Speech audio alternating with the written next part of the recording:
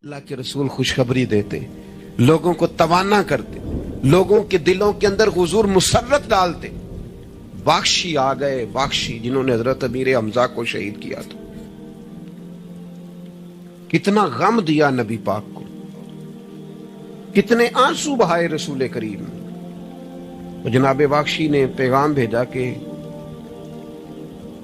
मैंने इतने अजीम आदमी को शहीद किया है, मेरी भी तौबा कबूल हो जाएगी।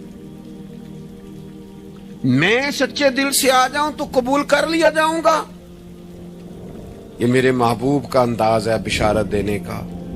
रसूल करीम अलैहिस्सलाम फरमाने लगे, तू आ, रब रसूल का वादा है तेरी तौबा भी कबूल की जाएगी। दो लोग बैठे थे ना हरम मक्का में, एक साहब कह रहे थे कि मेरे ऊपर बदर में जो कत्ल हो गए कुफार, उनका जिक्र चल रहा था, तो दोनों गुफ्तगू कर रहे थे, बदर में हमारे इतने लोग मुसलमानों ने मार दिए।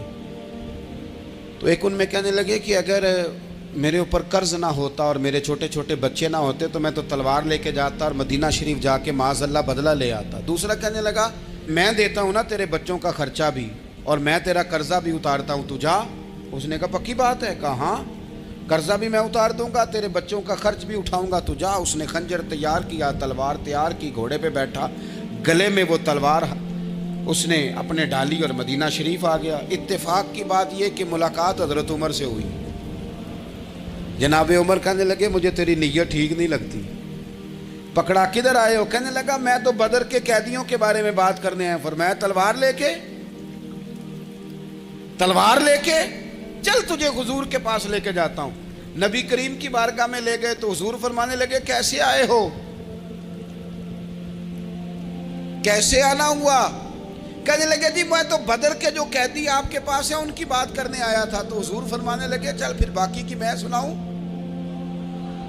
ख्याल आया मुसलमान नेक व बद पहचान जाते हैं, मोहम्मद आदमी के दिल की बातें जान जाते हैं सल्लल्लाहु ताला अलैहि वसल्लम। फरमाया मैं सुनाऊं? हुजूर क्या?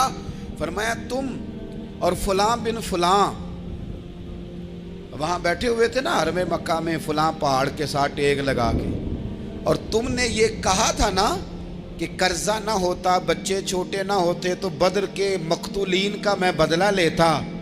ये सारा कुछ तय करके फिर आए हो तलवार लेके, और यहां कहते हो मैं कैदियों के बारे में बात करने आया था। उसके तो पसीने छूट गए, वो तो बेहाल हो गया। उसने कहा, इसका तो सिवाय उसके और मेरे किसी को नहीं पता, और अगर आपको पता चल गया है तो फिर आप अल्लाह के सच्चे रसूल हैं। तो हुजूर, अगर आपको पता चल गया है कि मैं कत्ल करने के इरादे से आया हूं, मैं माज़अल्लाह बदला लेने आया हूं, अल्लाह करे आपको समझ आए मेरी बात की। यानी एक तो ये है कि बंदा वो पकड़ा गया है, और एक ये कि किसी को पता चल गया है कि ये इस काम आया है। फिर लोग जब माफी देते हैं तो बड़ी कहानियां सुना के देते हैं, ऐसे नहीं देते। हुजूर, अब आपको पता चल गया है तो क्या करेंगे? तो हुजूर फरमाने लगे, तू बताना तेरे साथ क्या करें। उसने कहा कि मैंने सुना है आप माफ बड़ा कर देते हैं।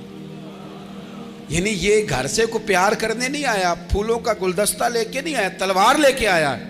लेकिन ये मेरे महबूब का हौसला है, और आया भी ऐन मुसलमानों के बीच है, जो चाहे इसके साथ कर सकते हैं। इसने कहा माफ कर दे, तो हुजूर ने फरमाया जा, मैंने माफ किया। हुजूर ने माफ किया।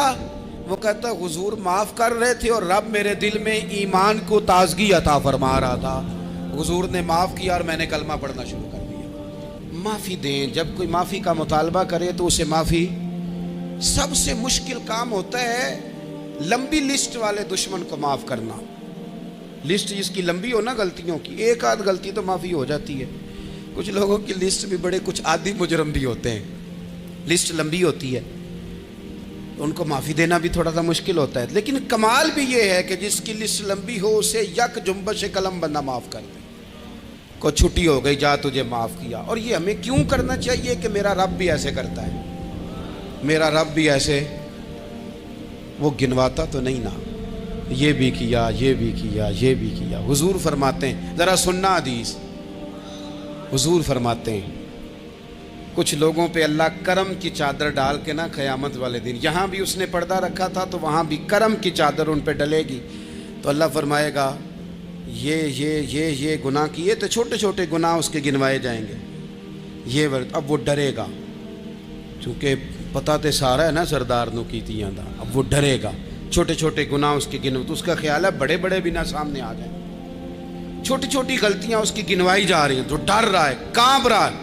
قربان جائیں نبی پاک کے لفظوں پہ، کچھ گلاں اجیاں نے قرآن پاک اجیاں نے، یہ نا میری دادی کہا کرتی تھی، میری اماں کہا کرتی تھی، اے کچھ کام اجائے نے، کچھ گلاں اجیاں نے کہ اتنے دل کرتا ہے صفحہ بند ہو جانا ہے تو معافی ہو جانی، یعنی ختم ہے یہ بات، اس سے آگے کسی نے سوال پوچھنا ہی نہیں۔ چھوٹے چھوٹے گناہوں کا اللہ تذکرہ فرمائیں، یہ کیا یا اللہ ہو گیا، اب بندہ ڈر رہا ہے کہ بڑے بڑے بھی سامنے آ جائیں گے، لیکن چھوٹے گناہوں پہ ہی فل سٹاپ لگا کے نا تو رب فرمائے گا یہ جو تیرے گناہ ہیں نا اس کے بدلے تجھے نیکیاں دی جا رہی ہیں، تو نے سچی توبہ کی تھی تو ان گناہوں کو بدل کے نیکیاں بنایا جا رہی ہیں۔ پہلے ڈر رہا تھا، حضور فرماتے ہیں، اب فٹافٹ بول پڑا، کہنے لگا یا اللہ میں نے تو بڑے بڑے بھی کیے ہیں، یعنی اگر چھوٹوں کی نیکیاں بن گئی ہے تو وہ پاپ کدھر ہیں، بڑے بڑے وہ میرے کدھر ہیں۔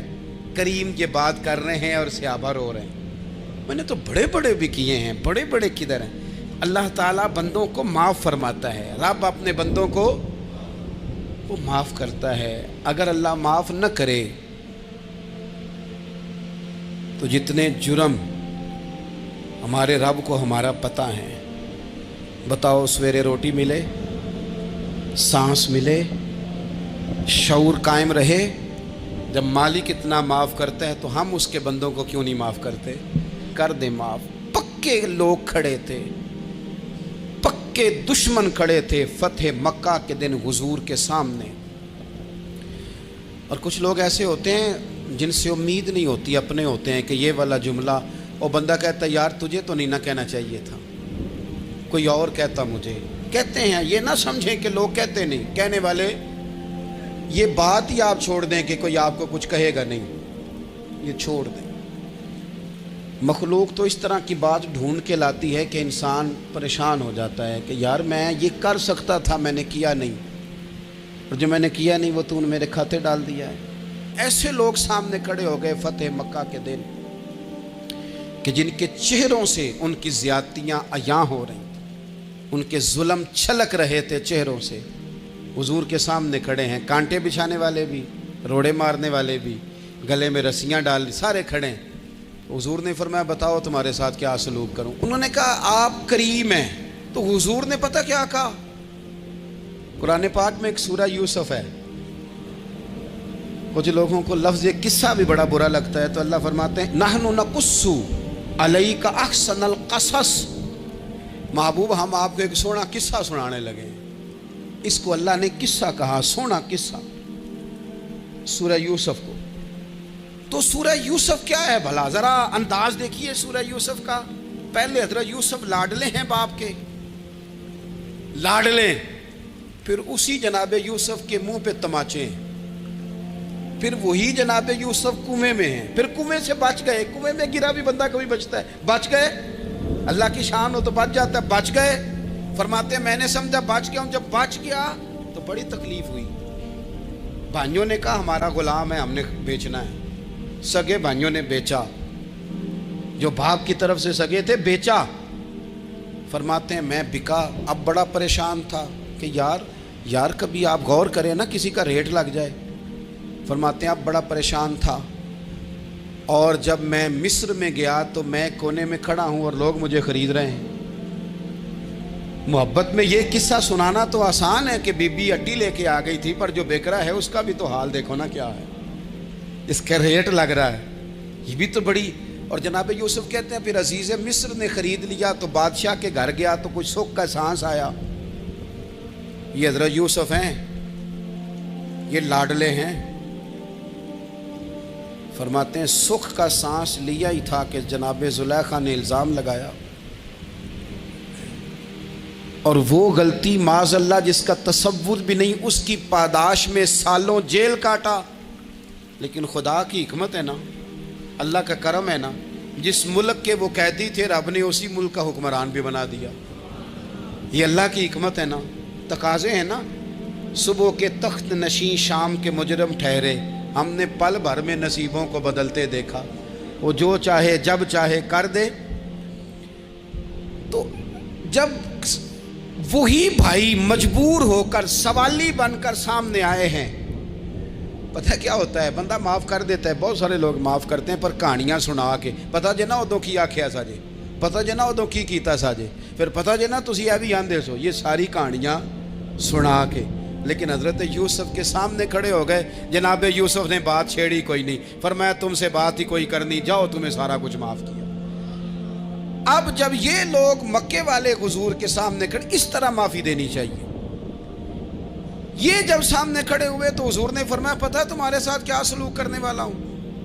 कहा हुजूर नहीं। फरमाया वही जो जनाबे यूसुफ ने भाइयों के साथ किया था। पिछला सफा पलटना ही कोई नहीं, जाओ तुम्हें माफ किया, जाओ तुम्हें माफ किया, जाओ तुम्हें माफ किया। और सिर्फ माफ नहीं किया, साथ इज्जत भी दी। सबसे ज्यादा मुकाबले तो हजरत अबू सुफियान ने किए थे ना, आखिर तक वो आए थे। आज वो कलमा पढ़ रहे हैं, सरदार हैं, कलमा पढ़ रहे हैं। तो नबी पाक ने सिर्फ माफ़ी नहीं दी, इज्जत भी दी। फरमाया जनाब अबू सुफियान चूँकि अब मुसलमान हो गए हैं, मैं सबको माफ़ करता हूँ। जो अपना अंदर से दरवाज़ा बंद कर ले उसे भी माफ़ करता हूँ, और जो अबू सुफियान की हवेली में आ जाए उसे भी माफ़ कर दूँगा। तो अबू सुफियान वो कहते मैं हैरान ही हो गया कि इतनी बड़ी बात, माफ़ी भी दी और साथ इज्जत भी दी। तो आज जो सबक आपकी खिदमत में मैंने अर्ज़ किया है, इसको आप उम्मीद है याद रखेंगे। एक तो ये कि माफ़ी मांग लें। अगर किसी जगह हमारा माफ़ी मांगना, अगर हम समझते हैं, हमारा दिल ज़मीर गवाही देता है कि मुझे माफ़ी मांगनी चाहिए, तो माफ़ी मांगे। और दूसरा फिर माफ़ी दें भी, और माफ़ी दें, सियासी सुलह ना करें, माफ़ी दें तो फिर वाक़या ही दें, दिल से दें। इस्लामी तालीमात के अंदर दो किस्म के हुकूक अल्लाह ताला ने इंसान के ज़िम्मे लगाए हैं। एक हुकूकुल्लाह हैं और एक हुकूकुल इबाद हैं। हुकूकुल्लाह भी बड़ी ज़रूरी हैं। बाज़ लोग हुकूकुल इबाद की बात करते करते हुकूकुल्लाह का मामला इंतहाई सादा कर देते हैं। वो भी बड़े ज़रूरी हैं। यानी क्यों बंदा फारिग बैठा है और बैठे बैठे उसने बिला वजह क्यों नमाज छोड़ दी? उसे कोई मसरूफियत नहीं थी, क्यों उसने नमाज का तर्क किया? ढेर सारे जवानों को मैं देखता हूँ, कोई ख़ास काम नहीं है, लेकिन इसके बावजूद वो जमात के साथ नमाज अदा नहीं करते। तो अर्ज़ करने का मकसद ये है कि क्यों नहीं जमात के साथ नमाज पढ़ी जा रही? कुरान मजीद ने कहा कि वरकाऊ मार राकीन, रुकू रुकू करने वालों के साथ करो। बिला वजह लोग ज़कात के मामले में हीलो हुज्जत से क्यों काम लेते हैं? जब ज़कात ज़रूरी है तो उसे अदा करना चाहिए।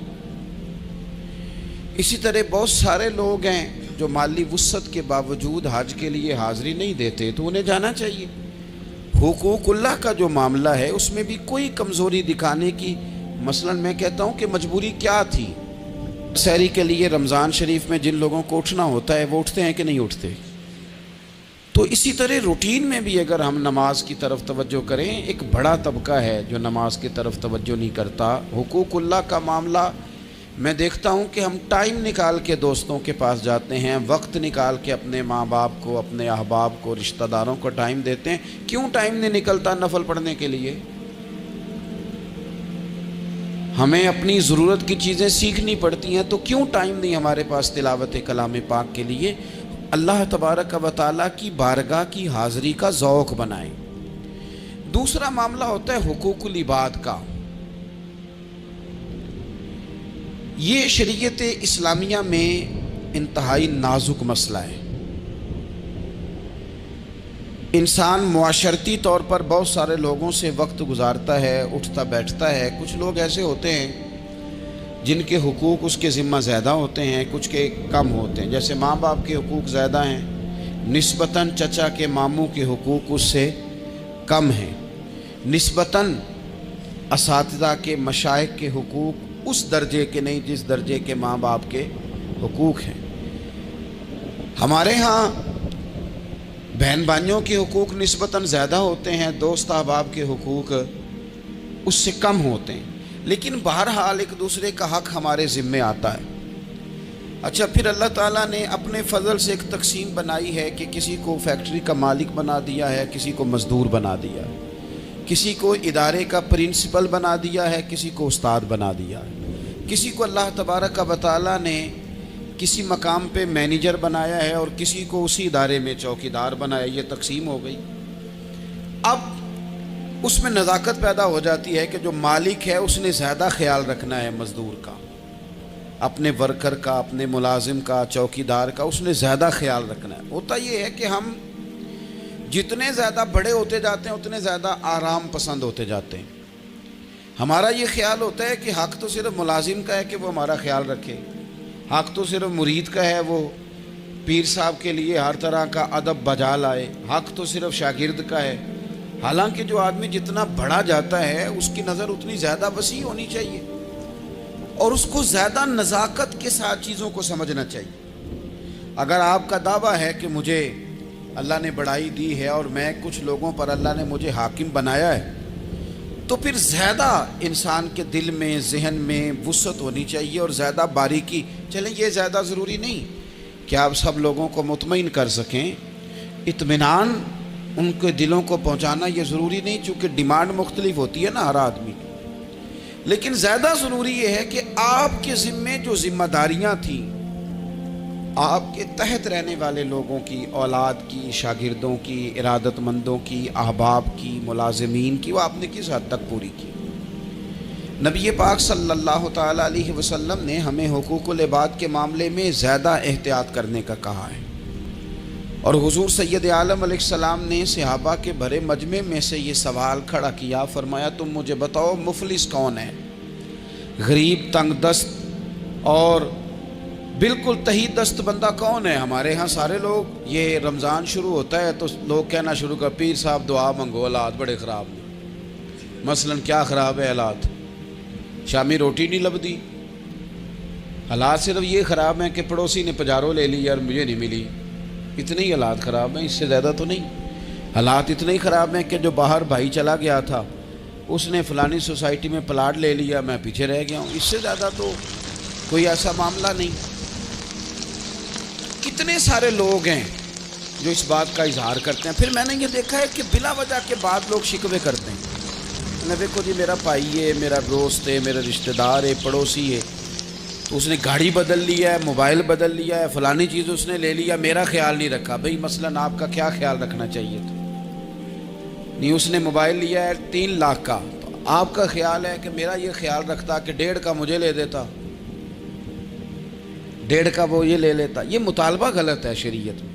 آپ کے جو ذمے، اس کی ذمہ داریاں جہاں تک بنتی ہیں وہاں تک تو وہ ادا کرے گا۔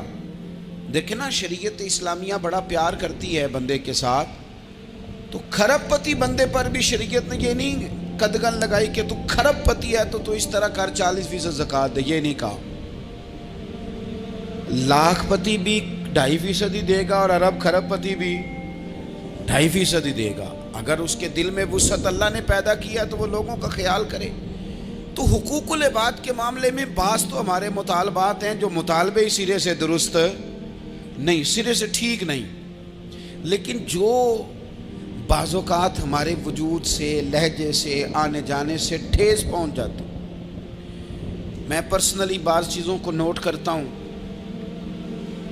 اور مجھے ان کا بڑا خیال رہتا ہے۔ میں محسوس کرتا ہوں کہ نہ چاہتے ہوئے بھی ہمارے رویے سے بعض لوگوں کو تکلیف ہوتی ہے، نہ چاہتے ہوئے۔ تو حقوق العباد کے مسئلے میں ہم زیادہ کمزور ہو جاتے ہیں۔ آج یہ سوچنا ہے کہ وہ جو میری ذمہ داریاں ہیں، جو شریعت نے، دین نے، اسلام نے، اور کچھ میں نے خود کہیں شاگرد بن کر، کہیں ارادت مند بن کر، کسی جماعت کا ممبر بن کر، کسی مسجد کی ذمہ داری لے کر، کسی ویلفیئر کام کی ذمہ داری لے کر، کسی غریب کی ذمہ داری لے کر، کسی مزدور کی ذمہ داری لے کر، جو میں نے اپنے اوپر خود چیزیں ضروری قرار دے لی ہیں، میں ان میں کہاں تک کامیاب ہو سکا ہوں اپنی ذمہ داریوں کا۔ حضرت معاویہ بن خدیج رضی اللہ تعالیٰ عنہ ایک صحابی ہیں، وہ فرماتے ہیں کہ مجھے حضرت عمر نے کہیں بھیجا تھا جہاد کے لیے، تو میں وہ کامیابی کی خبر لے کر دوپہر کو لوٹا۔ تو عرب شریف کے اندر جو کہ گرمی زیادہ ہوتی ہے، میں نے مناسب نہیں سمجھا کہ میں حضرت عمر کو دوپہر کو جگا کے خبر دوں کہ حضور بے فکر ہو جائیں، اللہ نے کامیابی دے دی۔ میں نے شام ہونے کا انتظار کیا، یہ ان کے اچھے اخلاق کی علامت۔ اعلیٰ ظرفی کی بات بتا رہے ہیں، کہتے میں نے شام ہونے کا انتظار کیا، مغرب کے وقت یا عصر کے وقت میری ملاقات ہوئی تو میں نے حضرت عمر سے کہا کہ حضور الحمدللہ اللہ نے کامیابی دے دی، جس مہم پہ آپ نے بھیجا تھا وہ اللہ کے فضل سے اس مہم سے کامیابی ہو گئی۔ تو حضرت عمر فرمانے لگے دیر سے کیوں آئے، مجھے تو امید تھی کہ تم سرے دوپہر آ جاؤ گے۔ میں نے کہا حضور میں دوپہر کو ہی گیا تھا، دوپہر کو ہی گیا تھا، پر سوچا کہ آپ آرام میں ہوں گے۔ کیا جواب ہے، اور کیا اس جواب کے اندر بہت سارے لوگوں کی ترجمانی ہے۔ حضرت عمر فرمانے لگے آرام کرتا تھا میں، پر وہ دور گزر گیا۔ اب تم دوپہر کی بات کرتے ہو، اب تو رات کو بھی کم ملتا ہے۔ وہ تھا ایک دور، اب جب اپنے ذمے خود ذمہ داریاں زیادہ لے لی، اب کیا پتا کہ کوئی کہاں سے چل پڑا ہے تجھے ملنے کو۔ وہ دور گزر گیا جب تو سوتا تھا، من چاہی زندگی بتاتا تھا۔ اب تو نے خود یہ فیصلہ کیا ہے، اب تو میں بھائی تم دوپہر کی بات کرتے ہو، میں تو رات کو بھی گشت کرتا ہوں کہ کوئی ضرورت مند تو نہیں، کوئی حاجت مند تو نہیں۔ تو جو ہمارے ذمہ داریاں ہیں ان میں نازک حد تک امام بہقی روایت لائے ہیں، ایک صحابی تھے جو حضور کو ہنسایا کرتے تھے، حضور کو ہنساتے تھے، نبی پاک کو بڑے پیارے تھے۔ اس طرح کے بھی کچھ بندے ہونے چاہیے، اس طرح کے بھی کچھ بندے۔ صحابہ کرام علیہم رضوان فرماتے ہیں جب حضور غم امت میں پریشان ہوتے تھے تو ہم منتظر ہوتے تھے کہ کبھی وہ ہنسانے والا آج آ جائے نا، دو چار باتیں ایسی کر جائے نا ہنسانے والی، تو معاملہ ٹھیک ہو جائے۔ کچھ لوگ ایسے ہوتے ہیں جن کو دیکھ کے ہی چہرے پر تازگی آ جاتی، مثل تعویذ ہوتے ہیں نا کچھ لوگ، وہ جب بھی ملتے ہیں شفا ہوتی ہے۔ تو یہ حضور کے پاس بیٹھے ہوئے تھے اور ہنسانے والی گفتگو کر رہے تھے، تو نبی پاک بھی ان سے باتیں کرنے لگے۔ تو بات کرتے کرتے نا حضور نے انگلی ان کی طرف بڑھائی تو ان کے وجود کو انگلی لگ گئی۔ ایک تو وہ روایت ہے نا کہ صفیں سیدھی کراتے وقت حضور تیر کے ساتھ صفیں سیدھی کرا رہے تھے تو ایک صحابی کے پیٹ پہ لگ گیا، انگلی لگ گئی۔ عجیب دیوانے ہیں، کہنے لگے آپ نے مجھے تکلیف دی ہے، معاذ اللہ انگلی چبھو دی، میں نے تو بدلہ لینا ہے۔ ہمارے ہاں مسئلہ یہ بن گیا ہے کہ کوئی بڑا آدمی بھی اپنے آپ کو قانون کے حوالے نہیں کرتا۔ ملک سے لے کر امت مسلمہ کے کل مسائل تک ہمارے ملک کے اندر ہر بندہ اس کا مزاج ہوتا ہے کہ وہ اپنے آپ کو قانون سے بالا تر سمجھتا ہے۔ لائن میں لگنا لوگ پسند نہیں کرتے، یہ ایک بہت بڑا مسئلہ ہے۔ حضور صلی اللہ علیہ وسلم کی انگلی لگ گئی تو وہ کہنے لگے آپ نے تو مجھے تکلیف دی ہے، میں تو بدلہ لوں گا۔ تو حضور نے فرمایا لے لے بدلہ۔ اپنے آپ کو قانون کے حوالے بڑا آدمی جب کرتا ہے تو قانون کی عزت بڑھتی ہے، قانون کا وقار بڑھتا ہے، سوسائٹی کے اندر پھر طاقتور قانون ہو جاتا ہے۔ لیکن جب غریب آدمی کے لیے قانون اور ہو اور امیر کے لیے قانون اور ہو، تو اصل معاملہ تو قانون کی بالادستی کا ہے، آئین کی پاسداری کا ہے، اصولوں پہ کھڑے ہونے کا ہے۔ تو نبی پاک صلی اللہ تعالیٰ علیہ وسلم سے کہا کہ میں، حضور نے فرمایا لے لو بدلہ۔ یہ حقوق العباد کی نزاکت عرض کر رہا ہوں، لے لو بدلہ۔ انہوں نے کہا جی پیٹ سے کپڑا ہٹائیے، تو حضور نے پیٹ سے کپڑا ہٹا دیا۔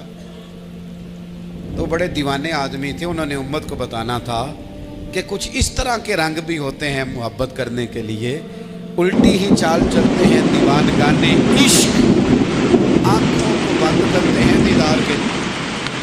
اس طرح بھی کبھی کبھی ہوتا ہے۔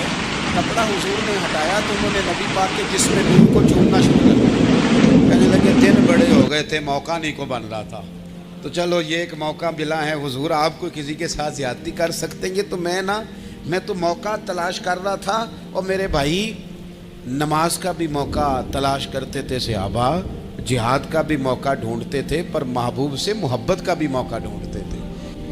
اور آخری بات یہ کہ جس طرح ہم نے لوگوں سے معافی لینی ہے اور معافی دینی ہے، اسی طرح جہاں ہم سے شرعی قباحتیں ہوئی ہیں، اخلاقی کمزوریاں ہوئی ہیں، ایک بات تو اچھی طرح سمجھ لیں کہ نفل پڑھنے سے حقوق العباد نہیں معاف ہوتے، وہ بندے سے معافی مانگنے سے ہی ہوتے۔ ساری رات کو بندہ تسبیح پڑھے اور کہے کہ میں نے اماں کی نافرمانی کیا تو معافی ہو جائے گی، نہیں، وہ اماں ہی معاف کرے گی تو معافی ہوگی، وہ ابا ہی معاف کرے گا تو پھر ہی معافی ہوگی۔ تو جو جہاں شریعت کی مخالفت کی ہے وہاں بھی معافی مانگیں، اللہ کے حضور گڑ گڑائیں، توبہ کریں، اور توبہ بدل جانے والی کریں، تبدیل ہو جانے والی توبہ کریں، معافی مانگ بھی لیں، معافی دے بھی دیں۔ اور آپ سے یہ بھی گزارش کروں گا کہ جہاں اللہ رسول کی ہم سے نافرمانی ہوئی ہے وہاں تنہائی میں 2 نفل پڑھ کے، تنہائی میں اللہ تعالیٰ سے بھی معافی کے خواستگار ہوں۔ یاد رکھیں جب اس کی خفیہ تدبیر آ گئی تو پھر معافی کا وقت ہو سکتا ہے خدا نہ کرے ہمیں نہ مل سکے، تو اب وقت ہے، خوب استغفار کریں، خوب معافی مانگیں۔ مایوسی نہیں ہے یہاں اس گھر میں کسی کے لیے، مایوسی کیوں کچی باتیں کرتے ہیں بھائی، کیوں کمزور بات کرتے ہیں؟ او جی مجھے یہ زیادہ ڈپریشن کب پھیلتا ہے، یہ زیادہ انزائٹی کب ہوتی ہے لوگوں کو؟ کہتے ہیں جی میں ہی ناکام کیوں ہوں، فلانا آگے نکل گیا، میں ہی پیچھے کیوں رہ گیا ہوں؟ تو میں کہتا ہوں مثلاً آپ کیا پیچھے رہ گئے؟ آپ کا قد کاٹ ہے، آنکھیں ٹھیک ہیں، ہاتھ ٹھیک ہیں، پیر ٹھیک ہیں، قد سب کے حساب سے بڑا ہوا ہے، گھر آپ سوچتے ہیں پیچھے آگے پیچھے جانے کا کیا مطلب سمجھتے ہیں آپ کے؟ پیسے ہوں تو بندہ آگے جاتا ہے۔ کتنے پیسے تھے سیدنا بلال کے پاس بتاؤ؟ آپ نے غلط جگہ کو ترقی کا نام دیا ہے۔ میں آپ کو سینکڑوں لاکھوں اور ہزاروں لوگ بتا سکتا ہوں جن کو پیسے گننے کا وقت نہیں ہے، لیکن سکون بھی زندگی میں کوئی نہیں، اطمینان قلبی بھی کوئی نہیں۔ اس چیز کا نام میرے دوستو آپ نے سکون رکھا ہے۔ اور آپ ایسے لوگوں سے ملے زندگی میں جن کے پاس پیسے ہیں، صحت نہیں، وہ کہتے ہیں کچھ سارے لے جائے بس میری طبیعت ٹھیک ہو جائے۔ پوچھا تھا نا حضرت بہلول دانا، پانی مانگا گرمیوں میں ہارون رشید نے، تو پانی کا پیالہ قریب کرنے لگے تو بادشاہ تھوڑی دیر پہلے بڑی باتیں کر رہا تھا کہ میں بادشاہ ہوں، تو حضرت بہلول دانا فرمانے لگے ایک بات تو بتا، اگر پوری سلطنت میں پانی نہ ملے تو کتنے کو دے دے گا تو؟ کہنے لگا جی آدھی سلطنت دے کے بھی پانی کا پیالہ لے لوں گا۔ تو آپ فرمانے لگے اگر یہ پانی تو پیے اور پھر خدا نہ خواستہ تیرا یہ پانی خراج نہ ہو، تکلیف ہو جائے مسانے میں، پیشاب نہ آئے، اور تو درد سے کر رہا ہے تو پھر کیا کرے گا؟ کہنے لگا جی اللہ معاف کرے، اس وقت تو دل کرے گا ساری سلطنت دے دوں۔ فرمانے لگے کیا نتیجہ نکلا دولتوں کا، حکومتوں کا کیا نتیجہ نکلا؟ او بھائی تیری صحت ٹھیک ہے، یہ بھی تو کامیابی ہے۔ او میرے بھائی تیرے گھر میں ماں باپ موجود ہیں، یہ بھی تو کامیابی ہے۔ رب نے اولاد دے رکھی ہے، چھوٹی کامیابی ہے۔ بہن بھائی ہیں، چھوٹی کامیابی ہے۔ کائنات کی سب سے بڑی کامیابی یہ ہے کہ تو محمد عربی کا کلمہ پڑھتا ہے، تو رسول اللہ کا غلام ہے۔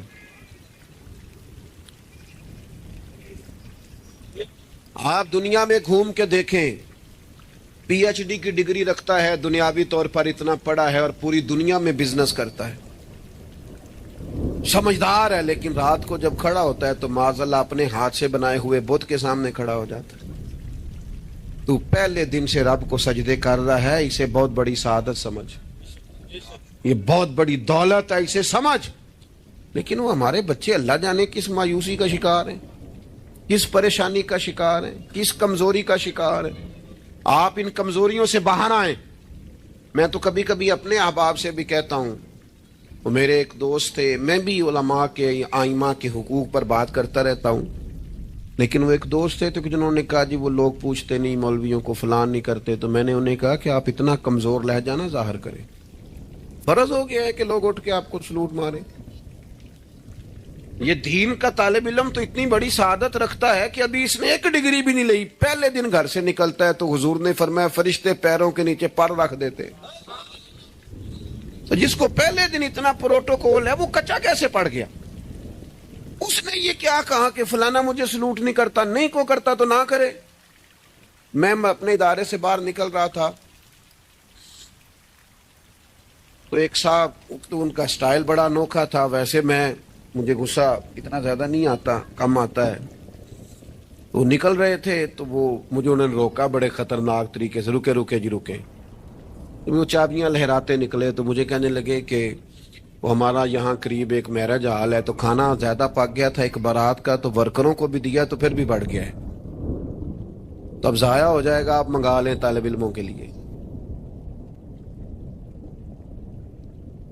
اٹ سٹ تے پکھڑا کوار گندل اسی کچھ اور بھی بوٹیاں جاننے ہیں. تو میں نے اسے کہا, میں کہ یہ تو اگو نظر آیا نا مدرسے دے کول, تو پھر یاد رکھی. میں کہ تو روٹی تکی نہیں جیڑی اسی کئی باری کھا انڈا بھی لئیے, اے گوشت مگر پھر دے, تو کیا کچی بات کرتا ہے؟ تجھے پتہ ہے ہم کون ہیں؟ ہم رسول اللہ کے دین کے نوکر ہیں. تو سمجھا ہی نہیں بات کو. تو ان بچوں کو کیا سمجھتا ہے؟ یہ طلباء ہیں, اور میں چھوٹا آدمی ہوں, بڑی بات کرتا اچھا نہیں لگتا, لیکن بڑی جلدی وقت آنے والا ہے, آپ دیکھیں گے سب سے زیادہ ایم فل کرنے والے انشاءاللہ مدارس کے بچے ہوں گے, سب سے زیادہ پی ایچ ڈی کرنے والے انشاءاللہ مدارس کے بچے ہوں گے, اور یہی چراغ جلے گا تو روشنی ہوگی. آپ دیکھیں گے یہ کس طرح سے نکلتے ہیں, میدانوں میں آتے ہیں. وہ آپ چھوڑ دیں کہ وہ دیہات میں کیا معاملہ, آپ نے دیکھا کسی مولوی صاحب کے ساتھ, آپ آنے والا وقت دیکھیں کتنا اجالا لے کے آ رہا ہے, آپ روشنی دیکھیں کتنی چمکدار ہے, آپ سورج کی آب و تاب دیکھیں, ابھی تو ایک شعاع باہر آئی ہے اور پوری دھرتی پہ اس نے اپنی روشنی پھیلا دی. آپ دیکھیں, آنے مایوسیاں نہیں, کمزوریاں نہیں. آپ اس محبوب کے ماننے والے ہیں جو خوشخبریاں دیتے ہیں, جو لوگوں کو تازہ دم کرتے ہیں. حضور نے تو ہر بندے کو خوشخبری دی ہے. کیا کہا مزدور کو؟ نبی پاک نے فرمایا جو محنت کرے رات کو تھک کے سو جائے نا, اللہ اس کے گناہ معاف کر دے گا. ایک بندہ گزر رہا تھا سامنے سے, تو صحابہ نے کہا دیکھے کتنی تیزی سے جا رہا ہے مال کمانے کے لیے, کاش اللہ کے رستے میں یہ تیزی دکھاتا.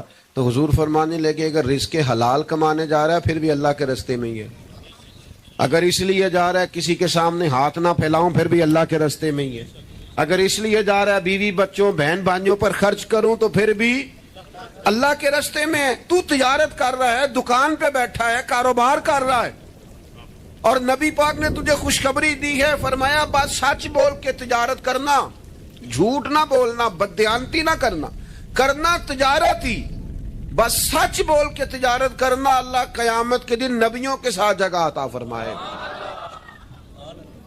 نبی کریم نے فرمایا جو غلام صحیح کر کے اپنی ڈیوٹی کرے نا, جس مالک کے ساتھ اس نے معاہدہ کیا اس کی ڈیوٹی صحیح کرے اور نماز صحیح پڑھے, اللہ تعالیٰ عبادت پر ڈبل ثواب عطا کرے گا, ڈبل ثواب دے. حضور نے تو ہر بندے کو خوشخبری دی ہے, نبی پاک نے تو ہر ایک کو طاقتور کیا ہے.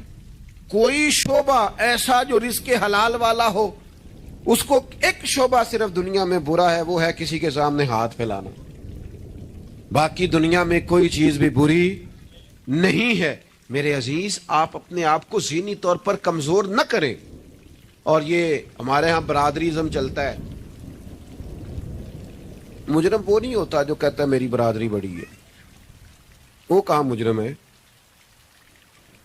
مجرم وہ ہوتا ہے جو کہتا ہے میری برادری چھوٹی ہے, وہ ظالم ہے, مجرم ہے.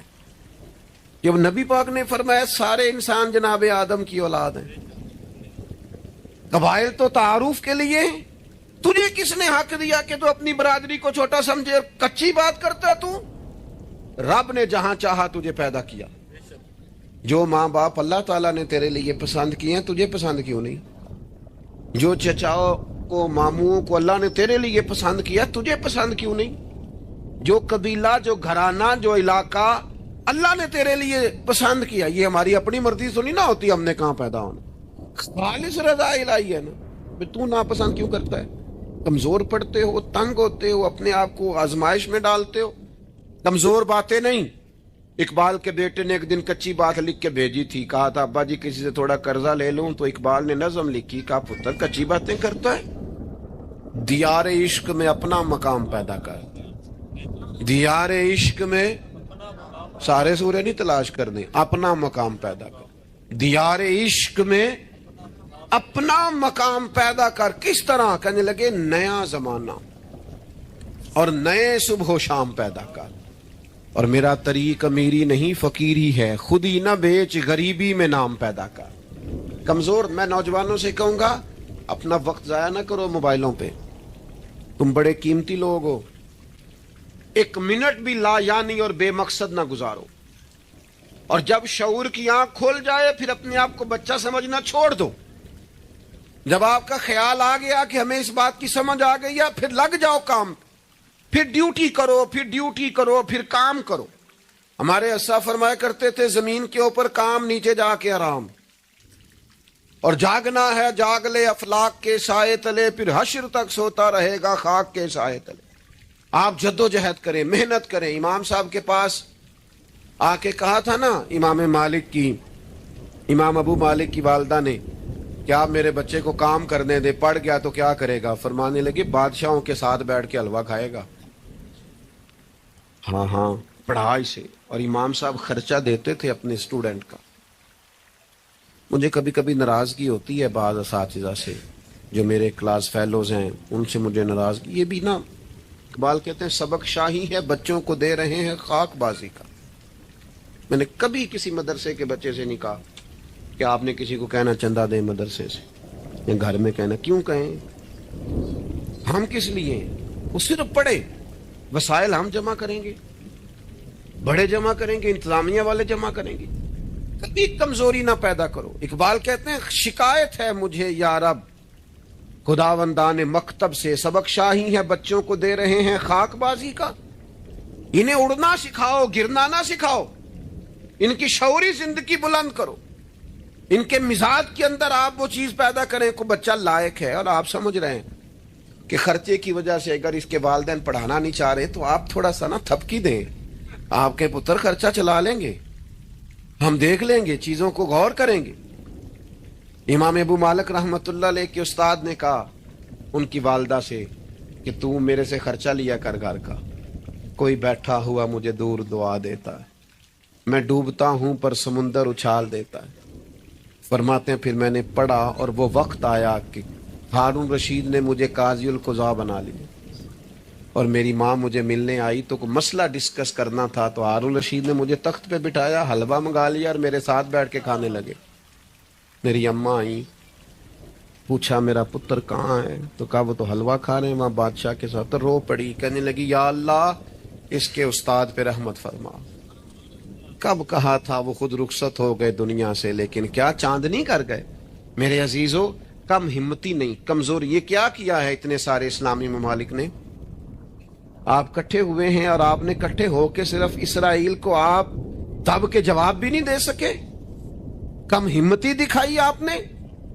آپ ایک بات بھی نہیں کر سکے، آپ کے اندر اتنی جرت بھی نہیں تھی آپ کلام کرتے.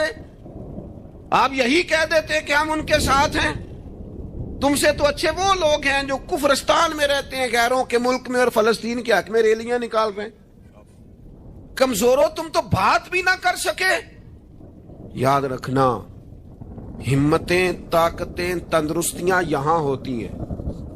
پورا باب ہے بخاری میں کہ انسان مال کا غنی نہیں ہوتا، دل کا غنی ہوتا ہے. آپ کا دل کتنا وسیع ہے. مولا علی شیر خدا کرم اللہ تعالی وجہ الکریم نے امام حسن سے فرمایا تھا بیٹا 3 لوگوں سے مشورہ بھی کبھی نہیں کرنا. ایک تو ہے نا دوستی کرنا، تعلق رکھنا، فرمایا مشورہ بھی نہیں کرنا. حضور کس سے؟ فرمایا بزدل سے مشورہ نہیں کرنا، وہ کبھی دلیری کی بات نہیں بتائے. اور لالچی سے مشورہ نہیں کرنا، جس کا دل ہی آزاد نہیں، ہر وقت لالچ میں الجھا ہوا ہے، کیا رائے دے گا. اور تیسرا فرمایا تھا کنجوس سے مشورہ نہ کرنا، جس کا دل بڑا نہیں دماغ کیسے بڑا ہو سکتا ہے. آپ طاقتور زندگی گزاریں، ذہنی طور پر اپنے آپ کو مضبوط رکھیں. حضور خوشخبری دیتے اور خوشخبری دینے کا حکم دیتے. جب بھی کسی جگہ نبی پاک علیہ السلام کسی قافلے کو روانہ کرتے، جب بھی 2 باتوں کا حکم ضرور ارشاد فرماتے، اور یہ حضور کے وسیلے سے ہمیں ملی ہے. ہمیں چاہیے کہ ہم یہ 2 باتیں ہمیشہ یاد رکھیں. کسی جگہ بھی نبی کریم کسی قافلے کو بھیجتے تبلیغ کے لیے، جہاد کے لیے، کسی اور کام کے لیے، تو 2 باتیں حکمن فرماتے. ایک حضور فرماتے وہاں جاؤ نا تو لوگوں پر آسانی کرنا، مشکل نہ کرنا. آسانی کرنا لوگوں پر. بوجھ نہیں ڈالیں آپ کسی پر.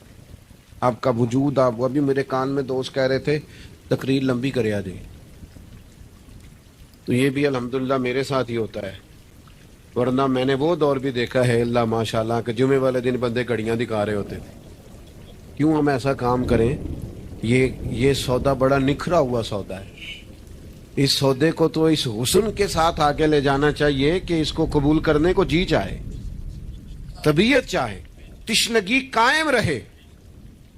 تو باقی میں لمبی بات کرنے والے کا بھی مخالف نہیں ہوں, وہ کرے, لیکن ہمارے حضرت فرمایا کرتے تھے خیر الکلام ما قل ودل, بات بہتر وہ ہوتی ہے تھوڑی ہو ذرا مدلل ہو.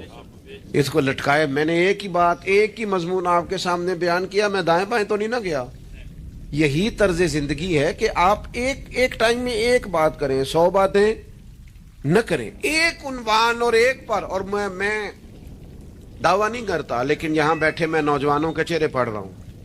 آپ یقین کریں مجھے اللہ کی رحمت سے امید ہے کہ ذہن میں منصوبہ بندی کر رہے ہیں, انشاءاللہ ان کو کرنا ہے. یہ میں ذہن دیکھ رہا ہوں, یہ خدا کی رحمت سے ہوتا ہے. کوئی شخص اپنا اس میں کوئی کمال نہیں رکھتا, لیکن وہ کیا ہے کہ ہم اپنے بچوں کو طاقتور ہی نہیں کرتے, مایوسی نہیں کرتے, ٹائم ہی نہیں دیتے, ان کو کہتے نہیں پتر تو ہمت تو کر, اللہ کرم کرے گا. 2 باتوں کا حضور حکم دیتے, ایک تو نبی پاک فرماتے لوگوں پر آسانی کرنی ہے مشکل ہے, اور دوسرا حضور فرماتے لوگوں کو خوشخبریاں دینا, ڈر نہ سنانا. خوشخبری دینا لوگوں کو, ڈر, لوگوں کو خوف زدہ نہیں کرے, ڈر نہیں سنائے. وہ کچھ ڈاکٹر حضرات ایسے ہوتے ہیں, میرے بھی ایک دوست ہے ڈاکٹر صاحب, وہ ہر بندے سے کہتے تھے جی آپ کو ذہنی طور پر آزاد نہیں کرنا چاہتا, آپ کو محتاط ہونے کی ضرورت ہے. اور میں نے کہا یار تو خیر کی خبر دیا کر, ایسا نہ ہو کہ بہت سارے بندے تو تھوڑے دل کے ہوتے ہیں, تو کوئی کام ہی نہ خراب ہو جائے. تو کہا کر اللہ کرم فرمائے گا, آپ احتیاط ضرور کریں پر اللہ رحمت کرے گا. کمزوری نہیں, خوشخبری اور مزاج میں تازگی. پتہ ہے ہمارے بوڑھے زیادہ بیمار کیوں ہو جاتے ہیں؟ بس بات سمیٹنے لگا ہوں, اہم بات ہے, آپ نے ہلنا جلنا نہیں اپنی جگہ سے, زیادہ غور سے سننی. یہ ہمارے بوڑھے زیادہ بیمار کیوں ہوتے ہیں؟ پھر غور کریں, میں زیادہ توجہ چاہتا ہوں. ہم اپنے بزرگوں کو نا, بڑوں کو, وہ بزنس سے, کاروبار سے, نوکری سے ریٹائر ہوتے ہیں, ہم انہیں زندگی کی خوشیوں سے ریٹائر کر دیتے ہیں. ایک کمرہ ان کا الگ ہے, ان کے پاس آنا نہیں, بیٹھنا نہیں, مشورہ نہیں کرنا, لے کے نہیں جانا, بات نہیں کرنی. ان کو محسوس ہونے لگتا ہے کہ میں کچھ شاید اضافی چیز ہوں گھر میں. ایک دن فون کرنا ابا جی کو, صرف ایک دن, ان سے کہ ابا جی آج تساں روٹی نہیں کھانی میرے آن تک, میں آواں گا تے دوویں رل کے کھاواں گے, میرا دل کردا ہے. ایک دن کر کے دیکھ, اس دن انشاءاللہ تعالیٰ انہیں دوائی نہیں کھانی پڑے گی, سکون کی نیند آئے. ایک دن کہے ابا جی کو کہ ابا جی موسم ٹھنڈا آ گیا ہے, چادریں خریدنی ہے, کچھ سردیوں والا سامان خریدنا ہے, تو آپ نے اس طرح کرنا ہے کہ آج تھوڑا میرا انتظار کرنا ہے, دومی پیو پتر بازار چلیں گے. آپ شامل کریں انہیں اپنے سارے معاملات. آپ رات کو بیٹھ کے چھوٹا چھوٹا مشورہ کریں. ایک بہت بڑے دانشور سے کسی نے کہا تھا کہ آپ نے 10 روپے بھی زندگی کمائے ہیں اور 10 لاکھ بھی کمائے ہیں, تو مزہ کب آیا؟ کہنے لگے مزہ تب آیا جب میں سارے پیسے تنخواہ لیتا تھا تو لا کے نا یکم کو اپنی اماں کو دیتا تھا. پھر وہ میری اماں جب مجھے گن گن کے واپس کرتی تھی نا صبح کرائے کے لیے, تو میں جب کہتا تھا نا اماں جی 5 روپے اور, اماں کہنی سی پتر نہ, تو بڑی محنت نہ کمانا, پیسے ضائع نہیں کری دے. پھر کوئی اور پوچھتا تھا نا اماں سے کہ اماں تھوڑے پیسے, نہ بھائی میرے پتر دی محنت دی کمائی. کہتے وہ کوئی مزہ آتا تھا, کوئی اس میں سرور آتا تھا, لاکھوں لیے, پر وہ جو اماں سے خرچی لینے کا مزہ تھا وہ دوبارہ.